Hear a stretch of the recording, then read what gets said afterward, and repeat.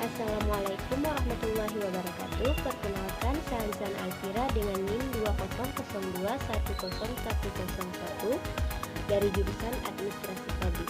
Langsung saja ke materi saya yang berjudul Reformasi Birokrasi. Menurut Kamus Besar Bahasa Indonesia, reformasi adalah perubahan secara drastis untuk perbaikan di bidang sosial, politik, atau agama dalam suatu masyarakat atau negara. Menurut Max Weber, birokrasi adalah suatu bentuk organisasi yang penerapannya berhubungan dengan tujuan yang hendak dicapai. Apabila digabungkan antara kata reformasi dengan birokrasi, maka reformasi birokrasi adalah upaya untuk melakukan pembaharuan dan perubahan mendasar terhadap sistem penyelenggaraan pemerintahan, terutama menyangkut aspek-aspek pada penerapan pelayanan prima. Sasaran dari reformasi birokrasi meliputi 3 hal, yaitu yang pertama, terwujudnya birokrasi yang profesional, netral, dan sejahtera. Yang kedua, terwujudnya kelembagaan pemerintah yang profesional, fleksibel, efektif, dan efisien. Yang ketiga, terwujudnya ketatalaksanaan yang lebih cepat dan tidak berbelit-belit. Tujuan dari reformasi birokrasi adalah untuk mewujudkan good governance.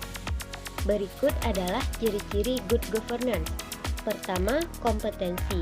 Artinya bahwa dalam suatu penyelenggaraan pemerintahan yang baik, maka profesionalisme dan kompetensi menjadi hal yang sangat penting. Yang kedua, transparansi, yang artinya bahwa proses kebijakan publik dalam pelaksanaan seluruh fungsi pemerintahan dilaksanakan pada prinsip keterbukaan, kemudahan akses terhadap informasi, dan tidak diskriminatif. Yang ketiga, akuntabilitas, artinya tugas dan tanggung jawab harus diselenggarakan dengan memanfaatkan sumber daya secara efisien demi keberhasilan penyelenggaraan pemerintahan. Selain itu, setiap kebijakan dan tindakan yang diambil harus dapat dipertanggungjawabkan kepada publik. Yang keempat, partisipasi. Artinya bahwa pemerintah harus mendorong prakarsa, kreativitas, dan peran serta masyarakat. Yang kelima, aturan hukum. Artinya bahwa penyelenggaraan pemerintahan harus disandarkan pada hukum dan peraturan perundang-undangan yang jelas untuk menjamin adanya kepastian hukum. Yang keenam, keadilan sosial. Pemerintah harus menjamin penerapan prinsip kesetaraan dan keadilan bagi setiap anggota masyarakat.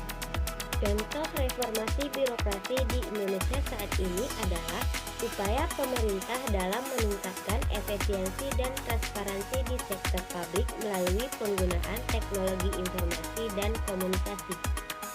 Beberapa langkah yang telah diambil diantaranya ada e-government.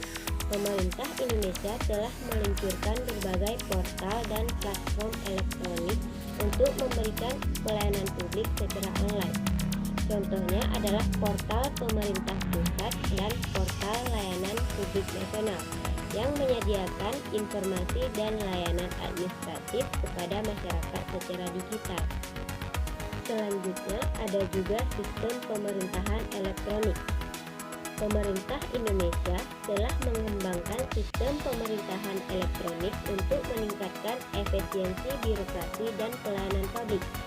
Contohnya adalah penerapan sistem elektronik pengadaan barang dan jasa atau LPSE yang memudahkan proses lelang dan pengadaan barang atau jasa pemerintah